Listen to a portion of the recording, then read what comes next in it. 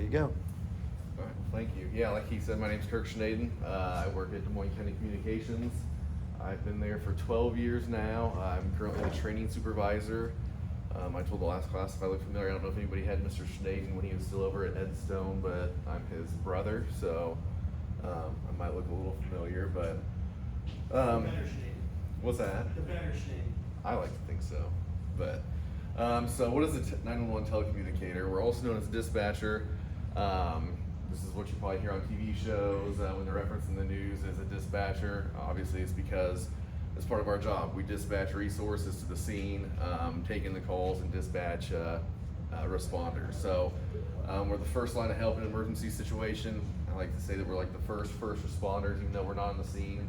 We take the calls, we put the calls into our system, and we dispatch resources to that call. So if it wasn't for us, police, fire, EMS, they wouldn't show up, wouldn't get to the scene, and wouldn't get there to help. So, and we're there to ensure the safety of every public safety official as well as just the general public. So our job kind of has two roles. We take care of all the first responders, so police officers like Officer Carper was, fire, EMS workers. When we're sending them the calls, making sure we got the information for them to be safe, making sure we're keeping track of where they're at to know that they are, that we can send them help if even they need it, as well as getting them to the general public to make sure that they're safe, and when you're having an emergency, making sure that we get you somebody that can help you out.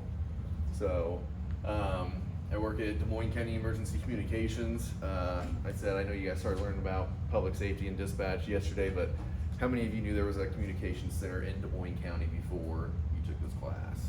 1, 2. Yeah, I was right there with you. I had no idea what dispatch was before I started it. So we cover the entire Des Moines County area. So if you dial 911 in Des Moines County, you're gonna get to our center. We dispatch for all the resources in Des Moines County.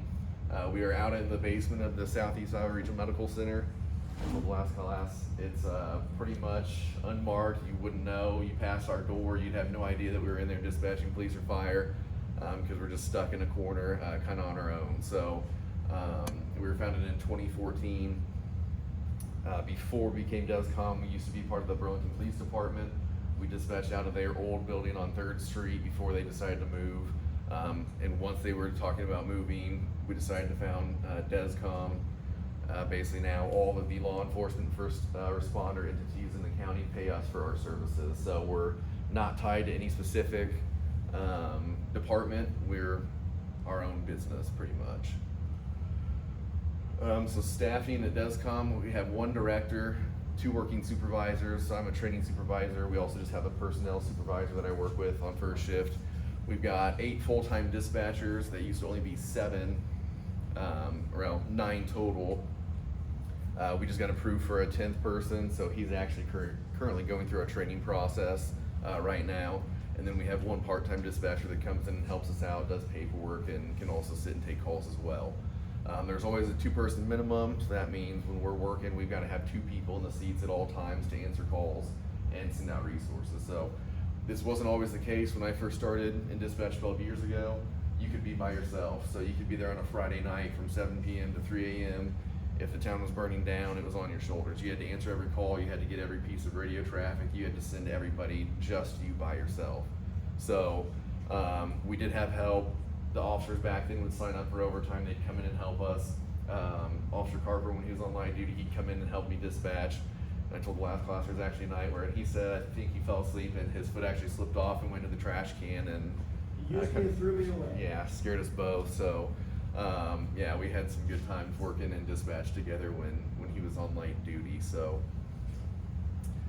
we work obviously 24 hours a day, 7 days a week, 365 days a year. Crime doesn't stop, issues don't stop. We've got to be there to answer the call whenever it may come in. We work a 4 and 2 schedule, so 4 days on, 2 days off. That's so that our days off always rotate. We don't always have weekends off. We usually get like 2 weekends every 6 weeks. So we work 5 8-hour rotations and 2 10-hour rotations.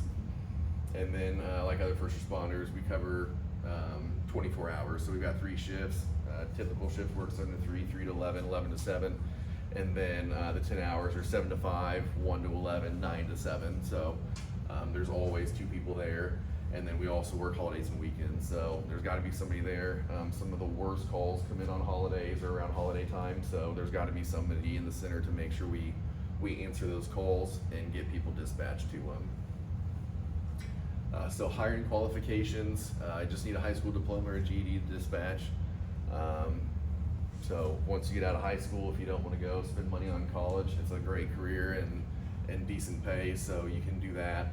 You have to be able to pass a thorough background check. We deal with confidential information, sensitive information, so we've gotta make sure that, one, you can handle that and are trustworthy and able to keep that information to yourself. Have to operate communications equipment in an effective and efficient manner, be concise, courteous, calm, and responsible at all times. So we deal with people calling in, they're not always the nicest to us. They're going through something traumatic, so sometimes tensions are high, sometimes they're worked up or excited or belligerent, and we've got to make sure that we keep that even tone and not get worked up with them to try to maybe calm them down a little bit to get the information we need to send responders. We have to be able to multitask, so a big part of our job is multitasking. We take 911 calls, we take other phone calls while we have units in the field calling us on the radio, and you have to be able to do both of those things at the same time. So if you can't multitask, you can't do this job. And then you have to be able to give secure advice for immediate safety of persons or property in the event of emergency. So we have people calling in that might have a life-threatening emergency or be in a life-threatening situation, and we have to make sure that you can tell them the correct things and work through the pressure and make sure you're not getting them harmed or putting them in harm's way. We're getting them out of harm's way. So sometimes what we tell people can be life or death as far as what's going on. The hiring process.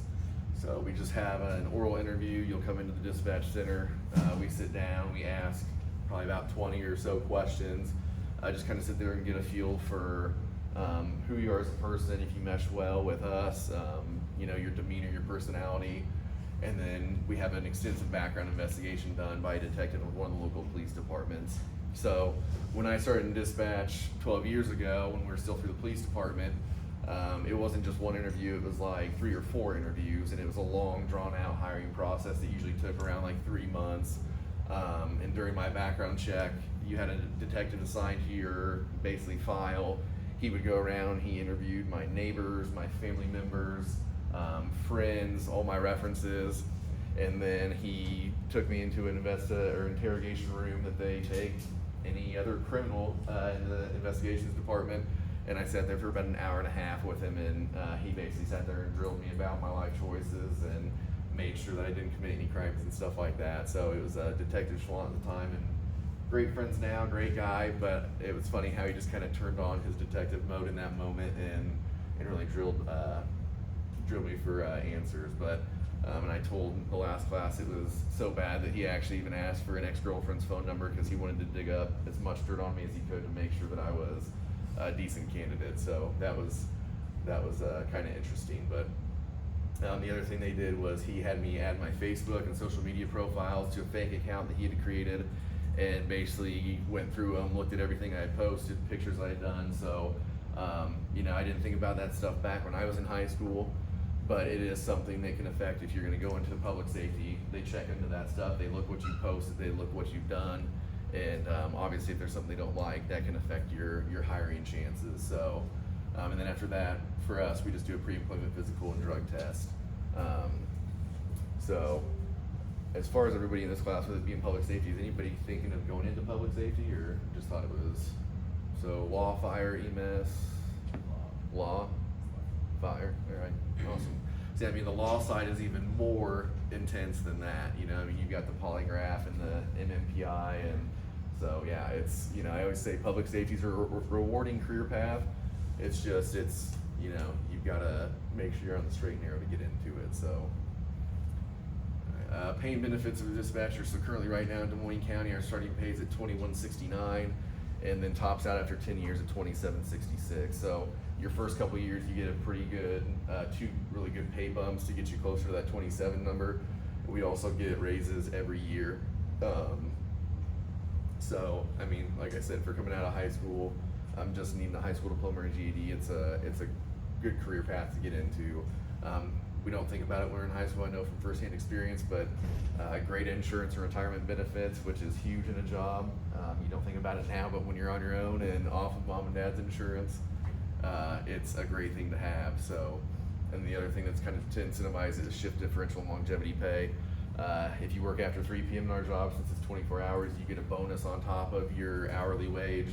And then as far as longevity goes, once you've worked there for 5 years, you get a bonus every year to keep you kind of incentivized to stay, and it keeps increasing the longer you're there. So really a good paying job, especially coming in out of high school. So essential functions for this job. So you have to monitor and operate radio and other equipment in response to emergency calls, request information from public safety personnel and other radio transmissions. So, you know, a big part of being a dispatcher is dispatching and being on the radio.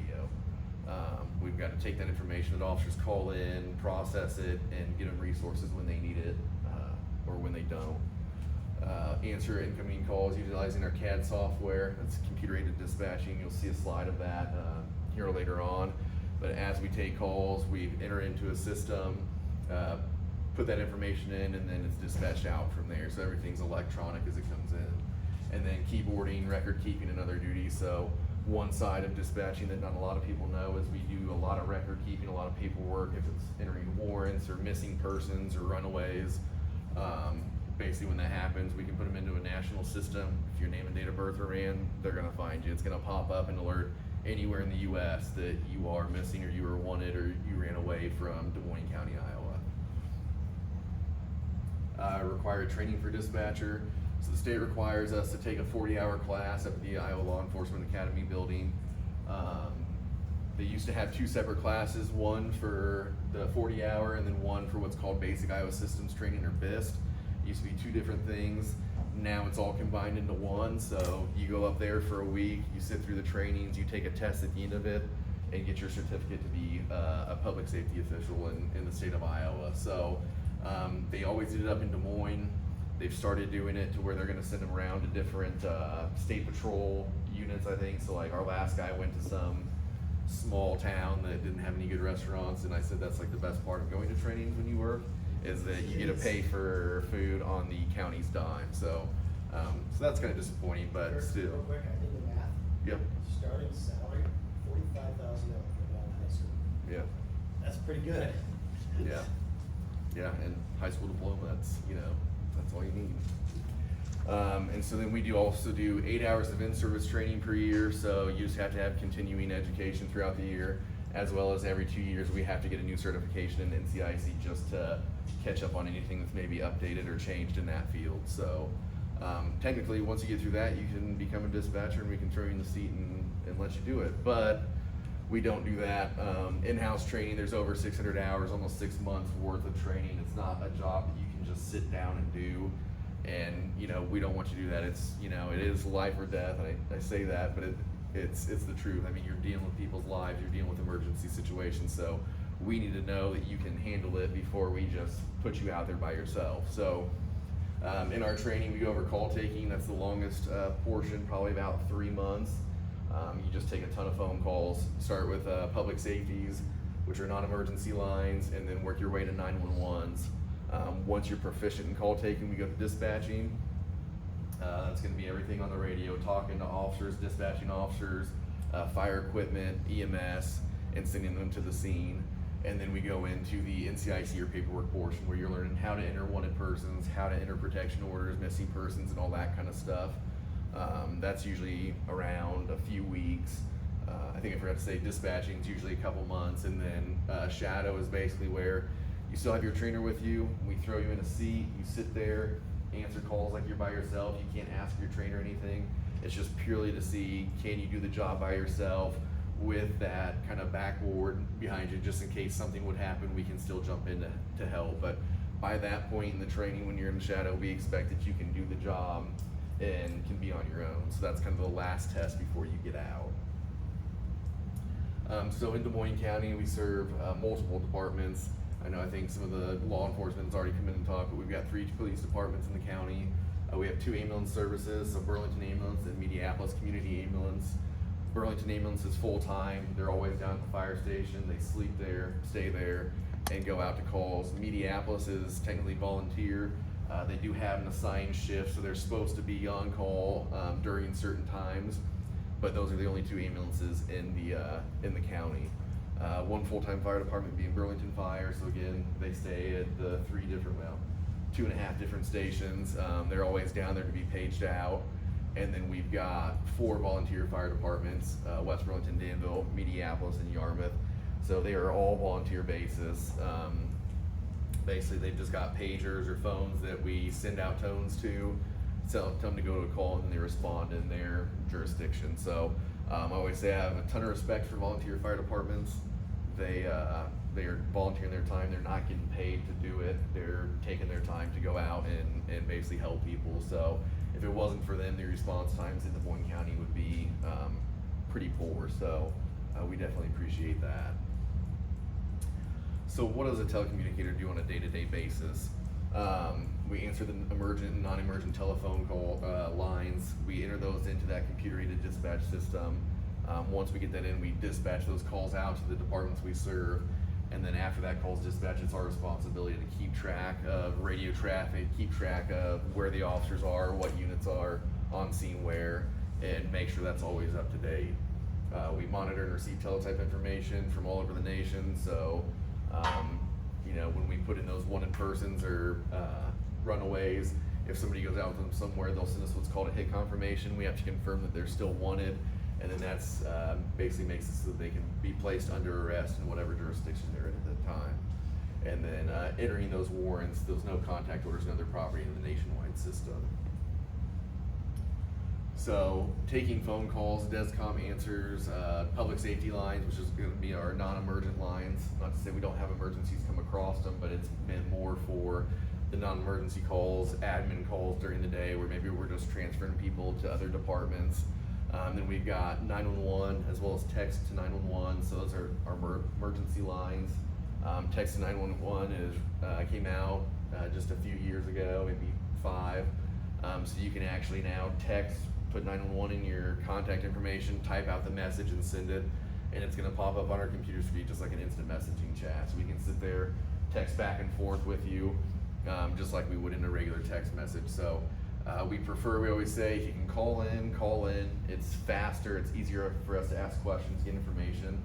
But we do have those calls where, if somebody's breaking in, you're hiding, you're in a closet, you don't want them to hear you.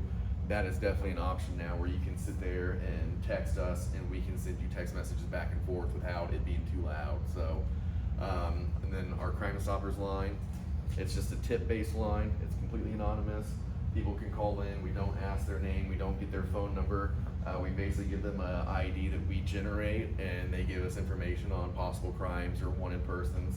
And then the kind of incentive there is if we make an arrest, or if the departments that are covering that area makes an arrest, those people can get money, I think up to $1,000 just for giving that tip. So we get those calls every so often, but we do answer those calls in dispatch. So we fielded over 75,000 incoming calls in 2022, so just over 205 calls a day. That's not including all the outgoing calls we also make, so we say that's probably double that as far as when we make calls as well. So we stay pretty busy most days. And then calls that come in, we create into what we call a call for service, or a CFS.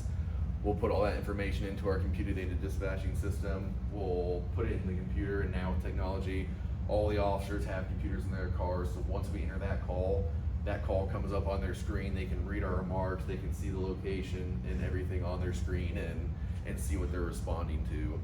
And so in 2022, we had just over 42,000 calls for service that we put in and dispatched. Which is a little bit low for normal. We usually average more in like 45,000 call range. So per year we're putting in 45 physical calls for service that we're sending departments to. So it keeps us busy. We definitely have no shortage of stuff going on. But so this is the computer-aided dispatching system. Actually, I found this has a laser on it, so that's kind of cool. So up here in this top box is going to be our location field. So as people call in those calls, we're going to put that location there. Basically, all the addressing in Des Moines County is programmed into the system. So if it's a valid address, we'll put it in, it's gonna grid it on the system and show it on our mapping and show that it's a valid address. And then off of that, I don't think I told the last class this, but off of that, we can see maybe alerts on the address, or there's a history box over here and see history of calls that we've taken to that address in previous times. The next box down is gonna be the nature code. So we have over 80 nature codes where it's basically call types as far as, you know, if it's a fight going on in domestic. We even have a murder call type, or if somebody would call in a homicide, we can put that in there so that when we enter that call, it pops up on the screen and officer can see, hey, there's just a homicide over there now. We don't usually use that from the get-go. Usually that's something that gets changed later on, but it is in there. So that's kind of how we sort the calls. Couldn't think there. So then we put in caller's info. So we'll get the caller's name, telephone number.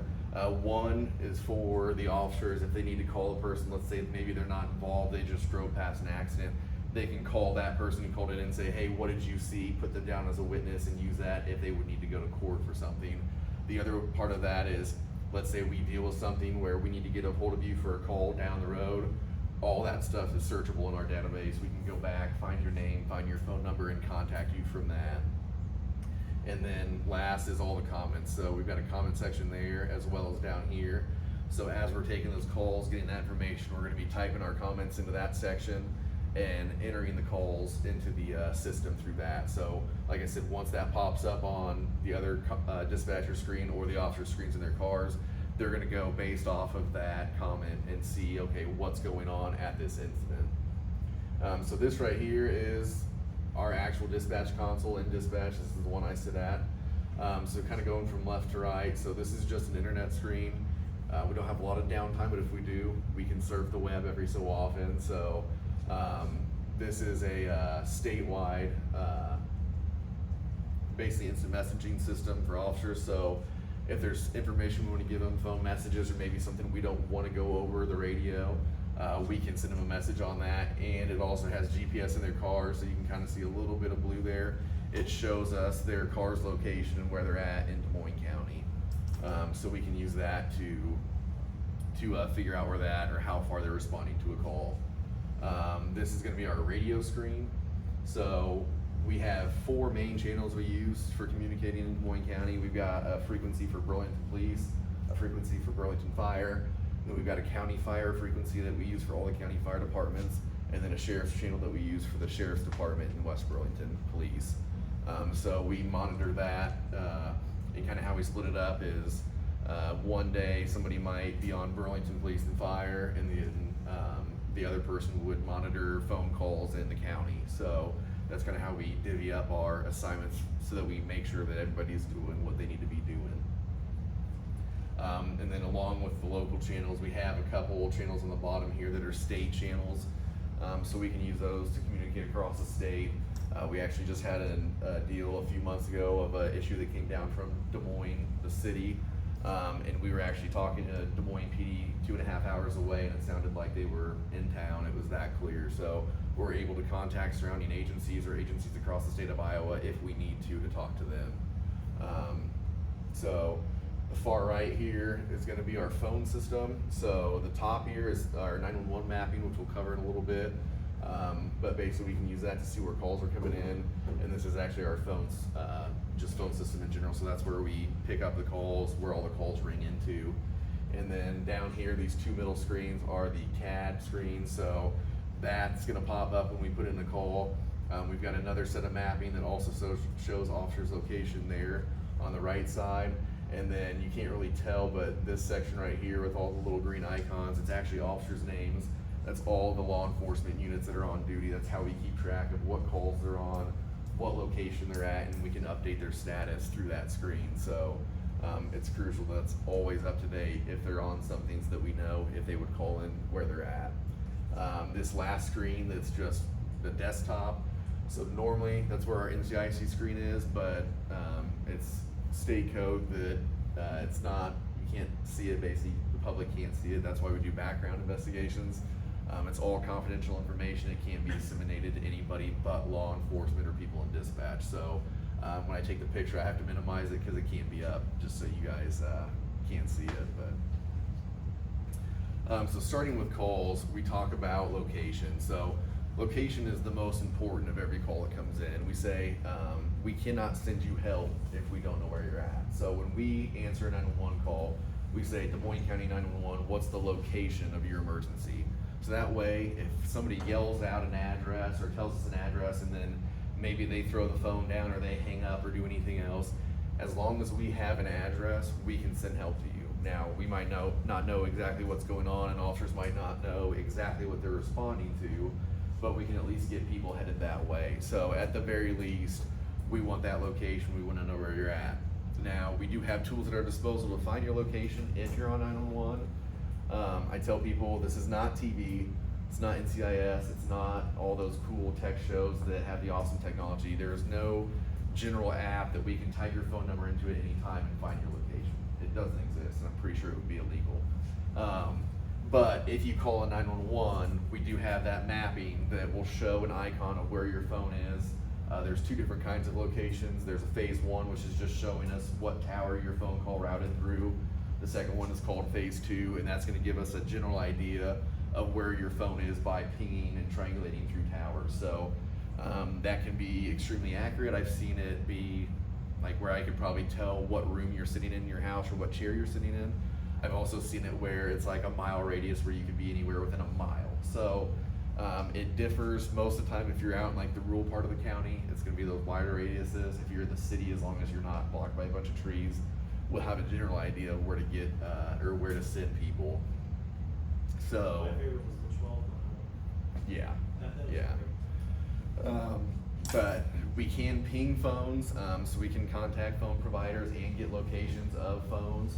The only thing is they can only be used in life or death emergencies, so we have to sign a legal document that attests that we believe the person who owns that phone, either their life's in danger or they're going to harm somebody else and potentially kill them.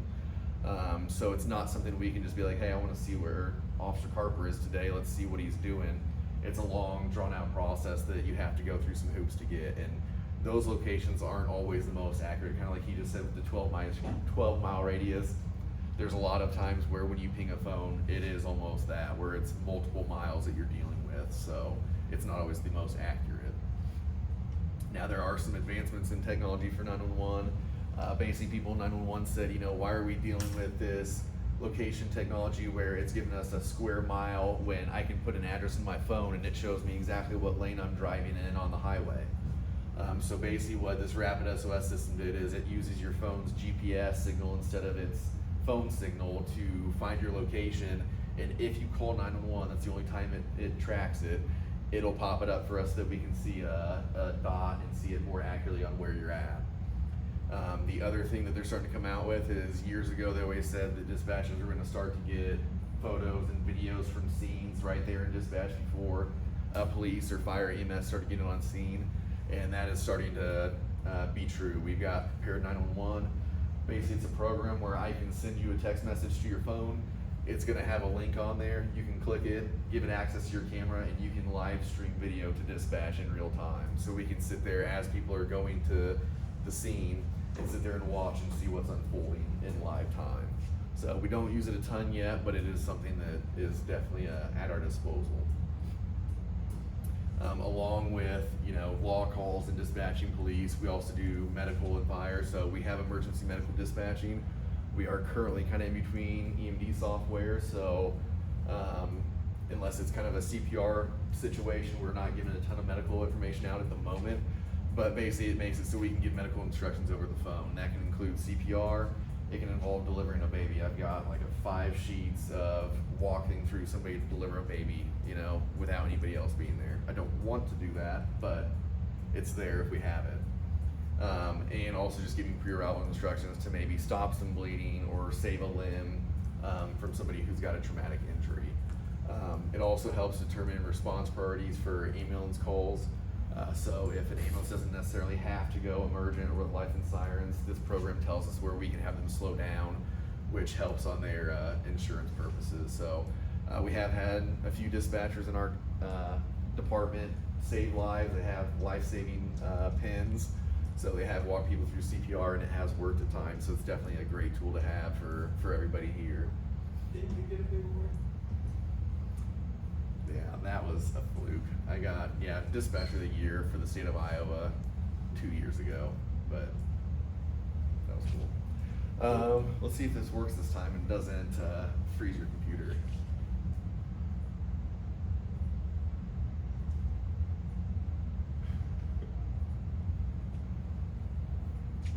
Doing it again.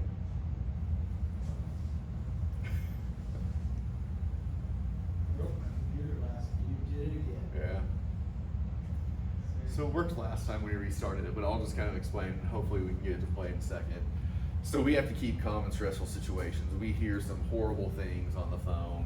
When we get calls, sometimes people are going through the lowest point in their life or the most traumatic event of their life. So with this call, basically it's just a snippet of a 911 call I took just a few weeks ago, and it's a male who's on the bridge and he's saying he's gonna jump off. And this happened at 7:05 in the morning. I had just signed in. I just got into my computer and got all signed in. Good. Someone getting a home location emergency. Yeah, I'm on top of the bridge and I'm gonna jump.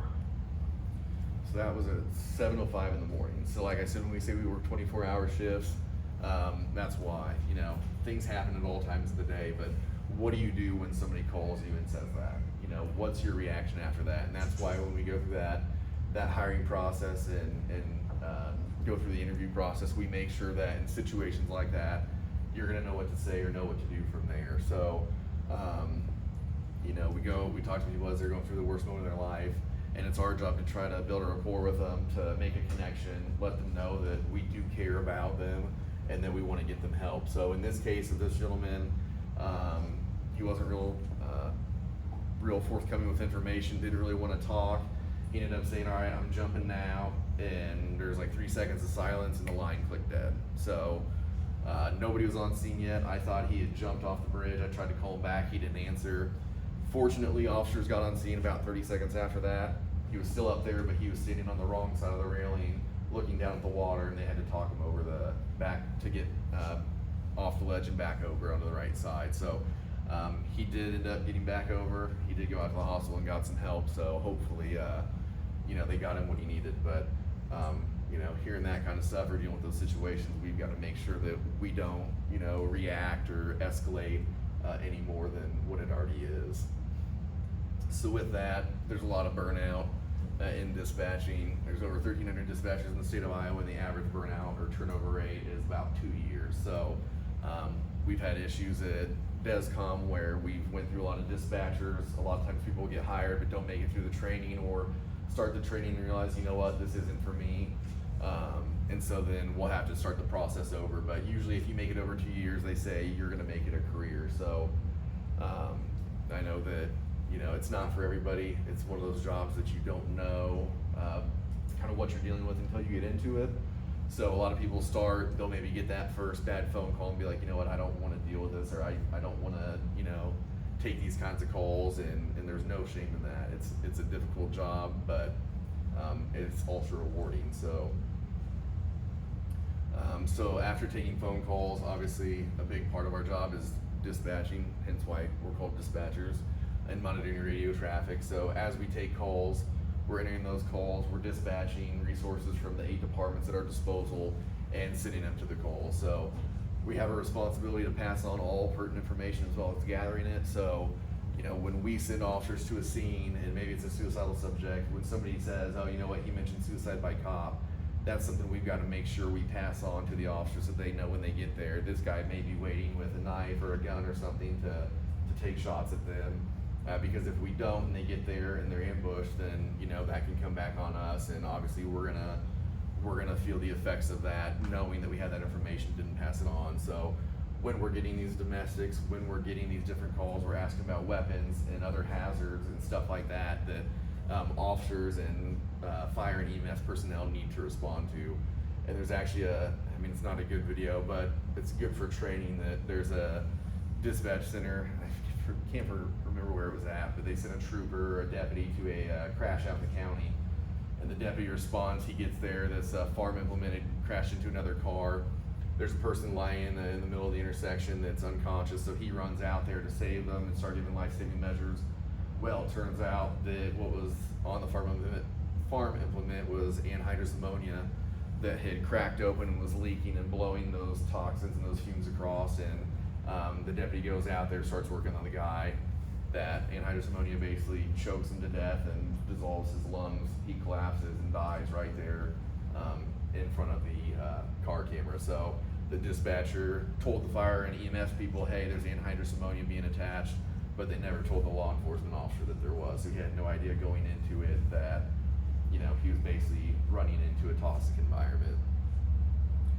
So not only our local departments, we also monitor traffic from surrounding counties as well. And like I said with the Des Moines incident, even across the entire state. So we don't just call law enforcement, we call in different resources as far as like public roads and construction and the railroad and stuff like that, where if we need it for a situation, we've got contact numbers that we can call them and have them respond. And so then the last thing for dispatch is the NCIC, or National Crime Information Center. So this is basically the confidential part of our job as far as what the background check and clearance is for, is that we can run driver's license records, vehicle registration records, criminal histories. It's going to show somebody's entire criminal history record of any previous arrests in any state in the entire United States. So this is all stuff that we can't disseminate to the public, and we can't have it up when we have people coming in the dispatch center that aren't law enforcement or aren't designated to be in there. So as we handle this, when officers are out on traffic stops, they'll run somebody, we can run that person, get their driving status, it'll show us if they're wanted or anything like that, and vice versa. We also enter all this stuff. So if somebody's wanted in Des Moines County, we get that warrant, we enter it into the system, and then depending on the charge, if anybody in the entire US runs that name and date of birth, they'll get an alert that that person's wanted. So if you're under 18, you run away from home, parents called in, we're gonna enter you into the national system, and if somebody else runs you anywhere else, it's gonna say, hey, this person ran away, and they're gonna pick you up on it. So same thing with missing persons, same things with sex offender registry and that kind of stuff. And then the last thing is, it's not always just crime. We also deal with severe weather. So we receive teletypes from the National Weather Service and deal with them through that. And so we're responsible for setting off the emergency alert system. So when you hear the sirens activated outside, that's us setting those sirens off. So if we have a tornado warning or a severe thunderstorm warning that meets certain criteria, we're gonna set those off. And we always say in dispatch that severe weather is the worst. If you work during it, it's just extremely busy. It's not uncommon to see 200 plus calls in an hour where the phone lines are just ringing off the hook from the damage that's being done or other factors like that. So we always dread when there's a storm or a blizzard or something coming our way, because we know that it's gonna be busy in the dispatch center. And then career advancements within DESCOM, we've got our regular dispatchers, and we've got a couple supervisor roles that are working supervisors. So like, I'm the training supervisor, but I still go in every day and dispatch just like normal. We also have a personnel supervisor that works with me on day shift, and then we have our director. So you can advance through those ranks and eventually become director if that position opens up. And then outside of DESCOM, there's a couple classifications specifically just for emergency communications or public safety. We've got the EMP, which is Emergency Number Professional. We have two of those at DESCOM. Our director's an EMP, as well as one of our dispatchers got his EMP certification. And basically it's just understanding how the back end of all the radio and telephone stuff works. And then you've got what's called a CPE, or Certified Public Safety Executive.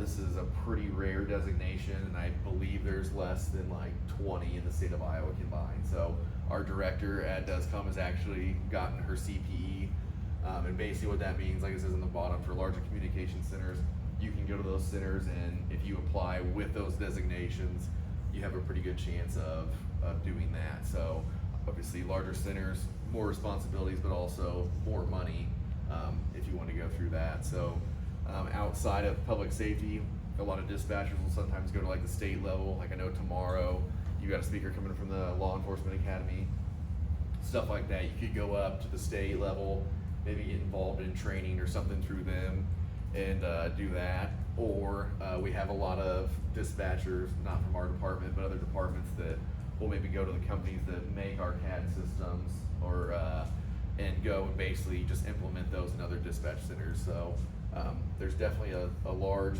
avenue of places you can go from being a dispatcher and get in public safety. And from other people's experiences that have left, it's usually a pretty good thing to have on a resume. So, you know, again, for just having to have a high school diploma and being able to pass a background check, it's not too bad of a gig to have.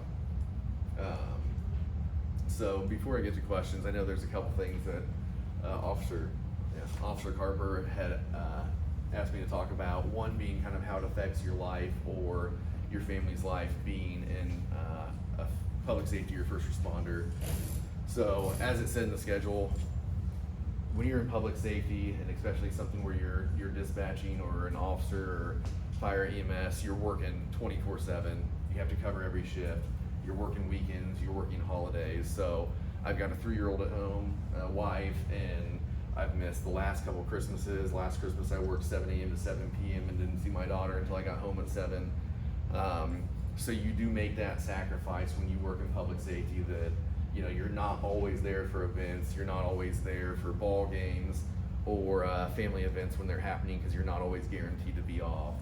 So you know, when we do the job, that's kind of something we accept with it, that you know we're signing up to be away, or you know work a unorthodox schedule to be there. But like I said before, I've gotten some of my worst calls on Christmases or major holidays where, you know, it makes it a little more meaningful that I'm away from my family, knowing that, you know, they're not always great outcomes, but maybe I was there for somebody at the same time that needed it.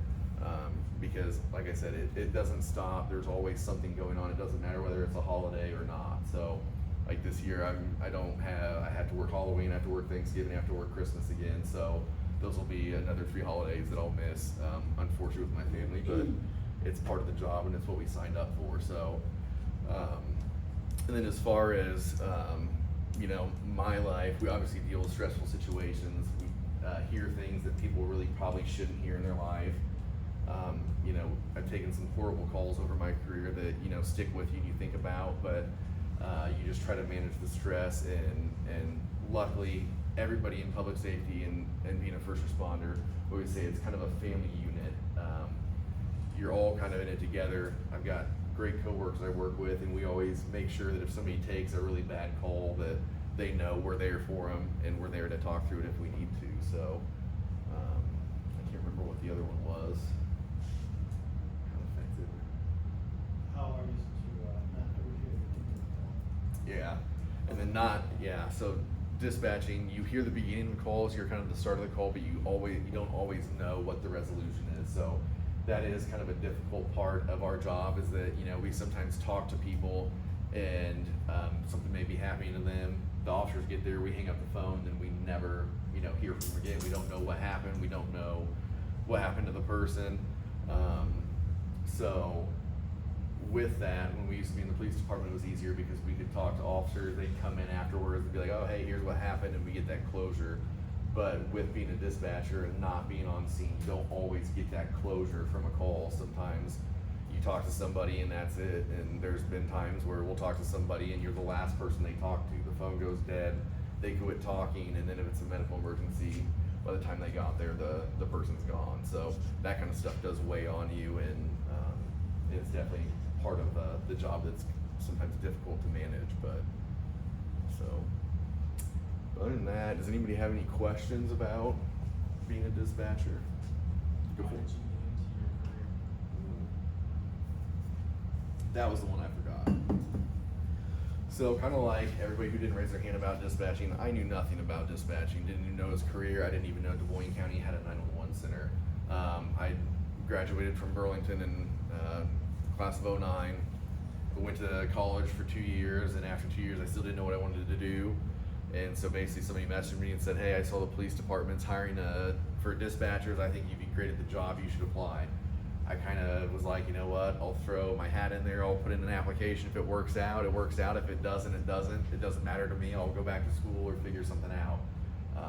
So fortunately for me, it worked out. I've been there for 12 years now, and I've enjoyed the majority of the days. There's those tough days, but otherwise it's been pretty rewarding. So, anything else?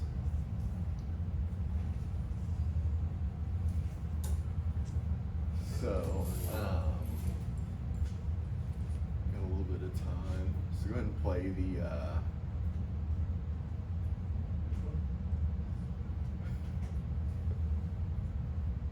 So yeah, so on this one, I always tell people 911s come in, but 911s are always not emergencies. We have people calling for a number of things on 911 that aren't always what 911 should be used for. This was not our dispatch center, but it's a good example of what some dispatch centers deal with and even what we deal with maybe in a different way. So.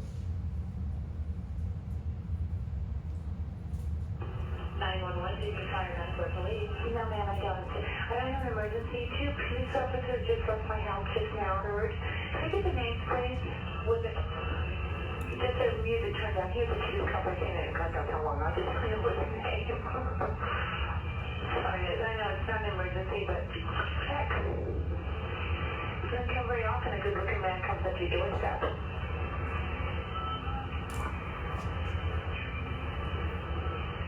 Could you turn back my way? Do you need us to come back there? Oh, I like that, yeah. Why do you need us to come back there? Because I have an emergency. I'll think of something. Thank you. Would you turn back, I think the partner, turn back my way, would you? Okay, and what is the reason? My dog. Just blame it on my dog. You know, I think the music was too loud. They came in the first place because the neighbors, this is over 15 years ago, I love nerve these neighbors. My music was too loud. Can I discuss that with them? Do you need to talk about the noise complaint as well? Exactly. Hold on just a moment. Thank you. It's a kitty bug.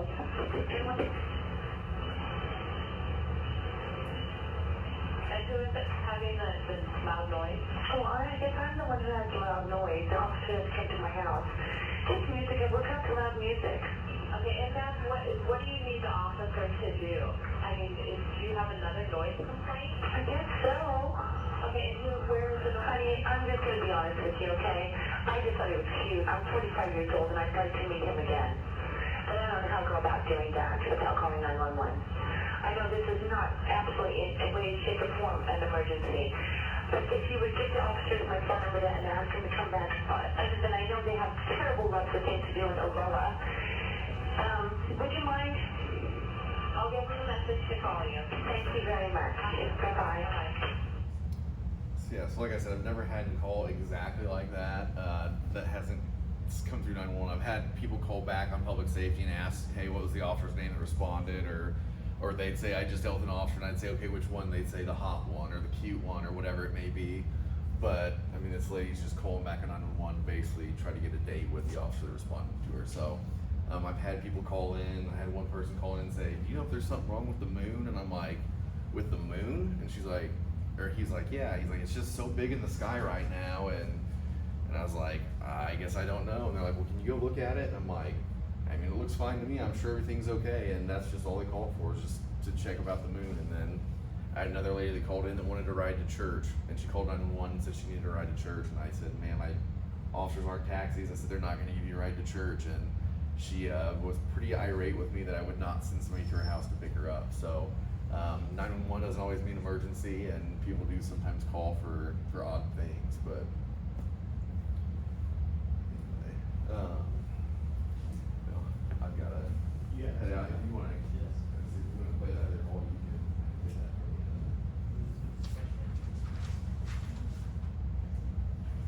that. Guys, let's give it up to them, okay? Appreciate it. Just wave at him and walk out. So why is it okay if you got it? Okay. You want us? You sure? Yeah. Okay, all right. Yeah, Thank you, guys. appreciate it. Alright, guys, so we still over the, slides, the questions and slides from yesterday. Days and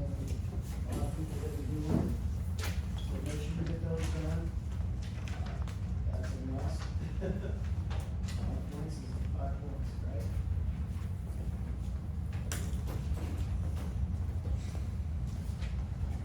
What did you think of it? Was pretty good? Can't hear you guys, I'm trying to talk. See, there's this one.